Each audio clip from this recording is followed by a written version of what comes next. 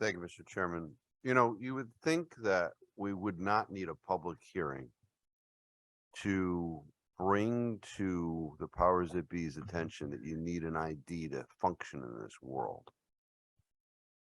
I sort of thought when I first came up here, my impression of corrections was rehabilitative, a bit of punitive, and then try and make those that were incarcerated productive members of society. But what we learned through that public hearing in particular, what I learned is there's a disconnect. How anybody could possibly think that somebody's been incarcerated for 20 years and you're going to release them without an ID and they're going to function and not recidivize doesn't know what they're doing. I mean, one individual came before us and told us that while he was incarcerated, he had a different social security number. So they put him in with the wrong social security number.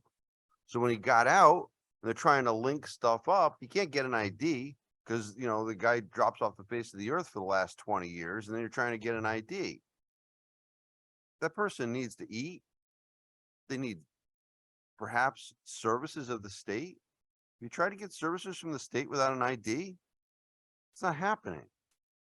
So now you've got an individual who's homeless, can't eat, and they become desperate. That is human nature.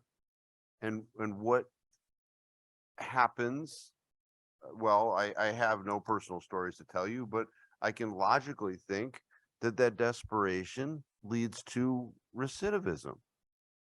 That should not be what our goal is here. This is just the tip of the iceberg here. This is just a minor thing. This is not rocket science. The fact that somebody should be leaving prison with some way to get around and to live should be simple. You know, a few years ago, as connected to the Labor Committee, that Rep. Porter was the chair. You know, I was appointed to the Commission on the Collateral Consequences of Having a Criminal Record. And there were, you know, meetings about the difficulties of surviving with a record. And I heard about IDs. That was 4 years ago. Who was listening? Obviously not those that should have been. So I'm fully in support of what's before us. And there's got to be a lot of changes. So thank you, Mr. Chairman.